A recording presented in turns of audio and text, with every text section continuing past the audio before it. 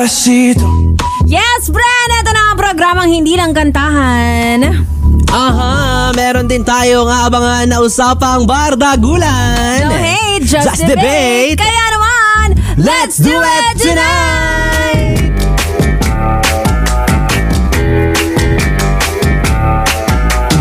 B-boy! B-boy! Gando Wanda, alam kong excited ka sa araw na ito. Hindi, parang mas excited ka. Oo naman.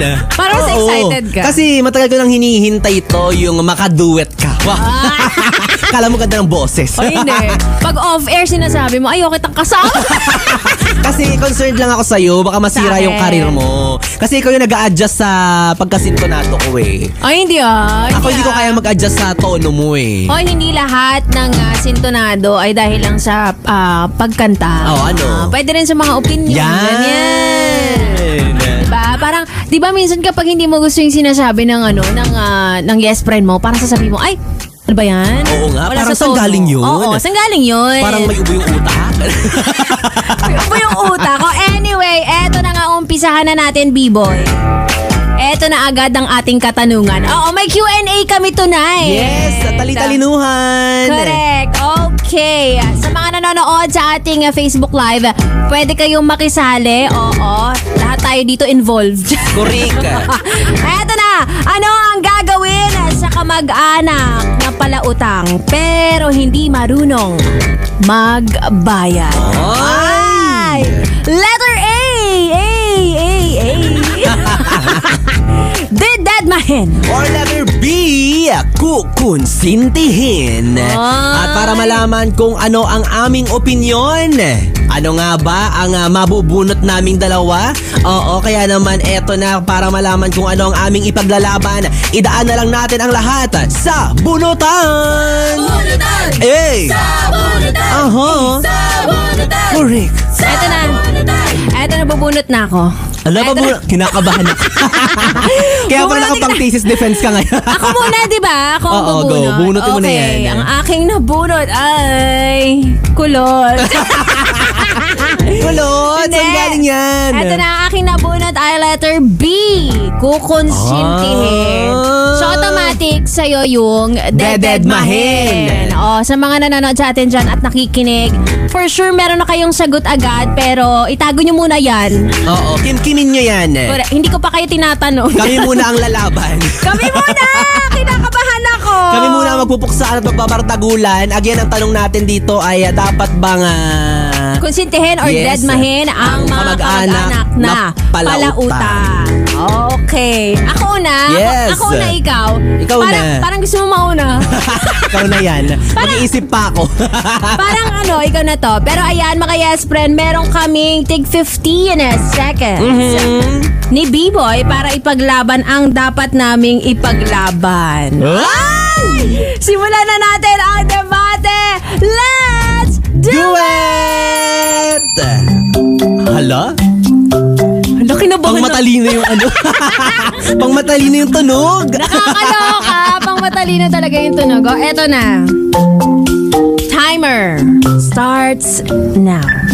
Kukonsintihin ko yan hindi dahil tama siya, kundi alam mo kung ano to, strategic investment. Ay! Yan ay family chismis at future utang na loob.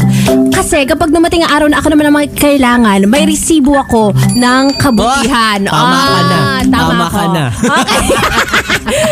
Tigil mo na ang bibig. Nakakakaba pag-debate. Parang dapat mag-away na lang kami ni B-Boy. Okay, B-Boy, 15 seconds, go! Tama ka naman na kamag-anak mo yan, pero una sa lahat, dapat ang lahat ay may hangganan kahit ano pang relasyon mo sa taong yan, mapakaibigan, mapakamag-anak man, dahil pag yan hindi mo binigyan ng limitasyon, ay abuso yan siya, kakapalalo ang mukha niya at hindi na lalo magbabayad ng utang niya. Ay! Sumakto! Okay, meron ako sagot sa'yo. O, eto na. Kukonsintihin ko na lang kasi aminin natin na pamilya yan. Kung gagawin mo man yon, so kung magpapautang ka rin lang, gawin mo na nang may peace of mind ka. Bonus na lang kung magbabayad, parang raffle. Para kang nanalo, di ba? Kung magbabayad, kung hindi, edi hindi. Oh, ako naman. Nakakatakot si B-Boy, parang Palalaman. regal. O, eto na. Ay, hindi. Yun na lang nasabi. O, yung oras Labas ko, wait lang. Hindi, kasi ano sinabi mo? Hindi, kasi maaabuso pa rin siya eh. Diba? Hindi siya matututong tumayo sa sarili niyang mga paa. Hindi siya matututong, Hindi siya matututo, yun na yun. kumita ng sarili niyang pera. Yan. Hindi na yung counted. Wala Labas na. sa scoring. Ano ba Correct. naman yan? Tapos na ang oras mo. Pero mga yes friend, umpisa pa lang yan. Dahil sa aming pagbabalik, ipagpapatuloy natin ang ating debate. At yes friend, abangan kung kaninong opinyon ang nasa tono at kung sino ang sintonado. Pero sa ngayon, ituloy muna natin ang ating tuloy-tuloy na naggagandahang kantahang pangdalawan para sa ating Yes, Do It! Tuto ka lang, dito lang sa 101.1 Yes! FM Solid!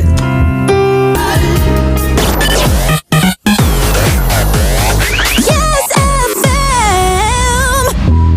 Yes, friend! Kami ay nagbabalik. Kasama nyo pa rin DJ B-Boy Bibo. Ganda banda! Dalawang bibig magkaiba ang tindi. No hate, just debate. At eto na nga. Sa katanungan, eto lang pagbabalik namin. Syempre, bumalik din yung debate na. Oo. Akala nyo babati na kami? Akala nyo hindi, walang magbabati dito. Magbabati. Walang magbabati. Correct. Eto na, B-Boy. Ano nga ang dapat gawin sa kamag-anak na palautang pero hindi marunong magbayan? At ano nga ang nabunot mo kanina? Ang nabunot ko sa sabunutan kanina ay kukusitihin. Kukonsintihin ni Ganda Wanda. Okay, B-Boy Bibo naman, dededmahin. Grabe. Dededmahin ko yan sila. Ang hilig mo talaga sa dededmahin, no? Ayoko nung... actually, ayoko ng dededmahin. Charot. O, eto, Ganda Wanda, handa ka na ba? Ako ang unang babanat para sa ating next round. Sige, banata mo na yan. Okay, let's go. Come on! Ready ka na ba? Ready na ako. Wow! Laban na laban siya. Talagang nangungunsinti nga talaga siya. Charot. Okay, let's go! Timer starts now. Para sa akin, alam mo, sabi nga, naniniwala ako sa katagang, don't give a man a fish, teach him how to fish. Wow! Para, di ba, matuto siyang tumayo sa sarili niyang paa at matuto siyang kumuha at kumita ng sarili niyang pera na hindi galing sa bulsa ng iba. Masasabi ko lang malansa. Eto na, kukonsintihin ko, hindi dahil tama siya, kundi dahil pinipili ko ang kapayapaan kaysa sa singilan. Minsan, mas mahalaga ang relasyon kaysa sa halaga. At kung hindi man siya magbabayad, konsensya na lang ang bahala sa kanya. Kung gusto mo ng kapayapaan, wag mo kong utangan. Kasi magkakagulo talaga tayo dyan. Ang kailangan ko ay yung perang hiniram mo. Hindi ko kailangan ng drama mo. Ay kasi but sana kung unang beses to, hindi. Paulit-ulit na nangyayari kaya nakakasawa talaga. Ba't ako? Ito, kukonsintihin ko na lang kasi at this point, hindi na to utang. Subscription na to sa pagiging generous ko. Cancel anytime you want. At least alam kong naging mabuti ako. Kayo ang masama, ako ang kawawa. Wala. Ay nako. Alam mo, Ganda Wanda, pagdating talaga sa usaping ito, marami pa rin ang hati ang opinyon. Diba? Kasi marami nagsasabi na konsintihin mo na. Oo. Hayaan mo na. Pero lang naman yung kikitain ulit. Pero on the other side, may mga yes friend din naman tayo nagsasabi na, ay hindi. Pinaghirapan ko Oo. yun eh. Pera ko yun. Hinira mo. Walang kamag-anak dito. Correct, oo. Pero ito na nga, ano nga ba ang hatol natin? Ano ba ang hatol mo? Sa ating pinaglalaban. Ang hatol ko sa aking pinaglalaban ay ayoko na to. Ayaw mo na yun. Ayoko na to. So ayaw mong? Ayoko konsintihin din talaga. Oo. Because? Ayoko. Walang explanation. Ay, hindi. Kasi maraming beses na nagpautang ako. Hindi pa nga sa kamag-anak. Eh. Okay. Oo. Pero hindi siya na babalik sa tamang oras, tamang panahon. Correct. Oo, di ba? So parang, ay wag na. Tsaka isa pa, pera is pera.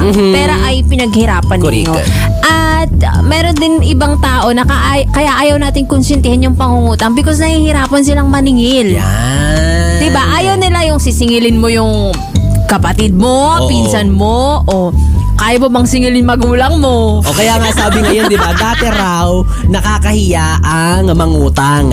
Ngayon, nakakahiyang maningil. Oo. Totoo. Pero ako naman, ang hatol ko naman dyan ay ayoko na to.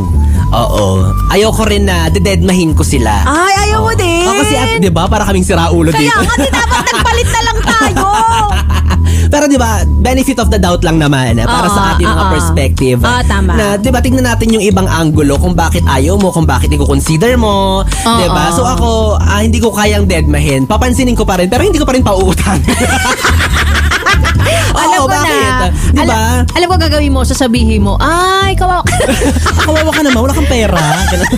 At least hindi dinedma. Oo, at least pinansin mo, sinin mo. Correct. Diba? Kasi ayoko ring isipin nila na, diba, lalapit ako kay Biboy Bibo kasi may ipapahiram to. Tapos pag sinabi kong, wala ako yung mapapahiya. Oo. Alam nyo, may Pride. correct. May hangganan naman yan. Siguro at first, yung pagpapautang mo, yun yung pangungonsinti. Correct. Diba, lalo na, alam mo naman na parang may sarili siyang trabaho. O kaya, kung nakikita mo dahil kamag-anak maluho, ganyan. Correct. Kaya nalululong sa kung anong bisyo. Sugal. Diba? Papautangin mo pa ba? Okay, sige, first time. Pero siguro yung dededmahin mo, doon na yung mga parang, ay bakit ganon? Umutang na naman siya uli. Correct. Diba? Parang paulit-ulit na lang. Oo. Kumbaga stage to. Sa una, kukonsintihin mo siya. Pero Tama pag na ba? paulit-ulit at hindi siya nagbabayad, dededmahin mo na siya. At okay lang yun mga yes friend. Huwag kayong matakot na mang-deadman ng mga kamag-anak ninyo nang uutang. Huwag kayong matakot na i-chismis kayo sa ibang kamag-anak. Kasi sino bang nakakahiya? Correct. Diba? Uy, pero ito naintindihan ko rin yung side naman ng ngungunsinti ha. Because ayaw naman nila na mangutang yung kamag-anak nila sa hindi nila kamag-anak. Kaya dumidiretso na sa kadugo na lang nila. Oo, na parang ay nakakahiya pag sa Oo. pag sa iba pa to nangutang, nadamay pa yung apelido ko. Oo, kay Ate Turing, di ba? Oo, diba? Mahirap na. Correct. Oo, tapos ikaw ang sisingilin kahit hindi naman ikaw yung nangutang. Tama. Oo, isa pa ginawa ka. Ano Diba? tawag doon? Garantor. Garantor. Middleman. Ganun. Oo. Middleman. Parang sindikato. Pahit man na. O ito, basahin natin yung mga comments ng ating mga yes friend na nagbibigay din ng kanilang mga opinion. Wala namang nagtatanong. Oo, sabi dito ni, hindi ko makita. Sabi nito ni Seymour, pa-Seymour kami, Francois. Sabi ni sabi Tanya Seymour. Amar. Ay, kala ko sinong Tanya yan. Ang dami ko nang naranasan na ganyan. Ikaw na naningil, ikaw pa nahihiya maningil. Kasi kapag sinisingil mo, puro problema ang binabayad. Hays! Uwi na lang ng luhaan. Ang haba ng hays. Ang haba ng heist niya. O, pagod na pagod siya. Sabi naman ni Ate Aggie Bale Larete, may na-experience din ako. Nakalimot as in wala daw siyang alam o natatandaan na utang sa akin kaya wag na. lang. Yan yung mga utang na nilista sa tubig. Oo. Nilista sa hangin. Correct. Ito naman sabi dito, para sa akin ka na wanda didedmahin dahil noong huling nagpautang ako, ang sabi niya sa akin, bakit mo ako sinisingil? Ay. Walang-wala ka na ba? Di ba ikaw pa yung mapapahiya? Oh my God! Ikaw pa yung mukhang poor! Ikaw pa, oo Diba? nga. Ayun yung sinasabi ko na hindi ko deadman kasi iniisip nila may pera ako kaya lumapit sa akin eh. Oo. Diba? Kapag sinabi kong wala akong pera, pasensya na. Ay, walang pera. Oo. Ay, huwag na nga. Ayoko parehas na kami nga sa'yo. kawawa. Oo, diba? Ay, gusto mo tulungan kita mangutang ka iba?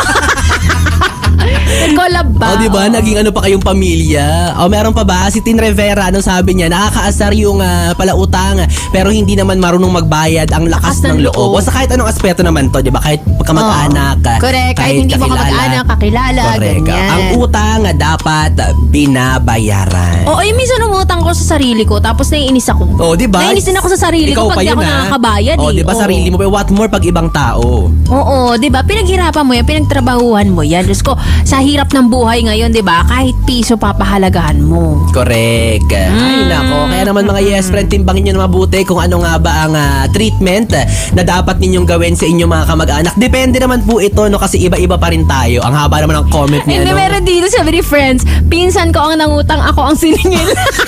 Ayan, garantor. Ay, nakakaloka. Magkakilala din ako ganyan dati. Pinsan ko sa sinisingal ako Avon. Ay, yung mga Natasha, Oo, yung mga ganyan. Natasha. Yung pinsan mo humiram ng brief. Oo, di ba? Diyos ko, Ako sinisingil. Ako ba yung gumamit ng brief? Oo, may nagte-text na nga lang sa akin eh. Uy, bayaran mo yung utang ng tita mo, ha? Paano nangyari yun? Nakakaloka. Ay, nako. Well, anyways, mga yes friend, abangan nyo pong muli ang ating susunod na bardagulan, ang ating susunod na puksaan kasama pa rin B-Boy Bibo at Ganda Wanda next Friday. Next Friday. Oo, every Friday natin tong gagawin, Ganda Wanda. Kaya naman, kung meron kayong suggestions na dapat pag-usapan, Oo, diba? dapat pag-awayan. Isa nyo lang yan sa aming Facebook Messenger, Ganda Wanda and B-Boy Bibo. Yan, di ba? At pabati raw nakikinig ngayon ang anak ni Miss Thea Petro Corpus na si Elise. Elise! Hello, Oo. Elise. Alam mo, feel ko di nga tayo naiintindihan fully. Sabi niya, what are you talking about, mom? Elise Kailangan pautang. Correct. Can you lend us some money? Oh yes, money. Ayan, happy listening po sa lahat ng mga yes friend natin na nakikinig ngayon sa ating programang Yes, Do It. Abangan ulit sa susunod na Biyernes ang Bardagulang B-Boy Bibo at Ganda Wanda. Ayan, bardagulang walang iyakan. No hate, just debate. Ako po si Ganda Wanda. At ako naman po si B-Boy Bibo. Dito lang. Tuloy-tuloy ang ating tugtugan sa kantahang pangdalawahan. Correct. Mag-aaway talaga tayo. Parang tutuloy yung sabunutan mo. Matatapos na lang magsasabunutan pa talaga yung dalawang host. Asya, yes friend. Tuloy-tuloy ang ating tugtugan dito lang sa istasyong No Problem, ang 101.1 Yes FM Solid!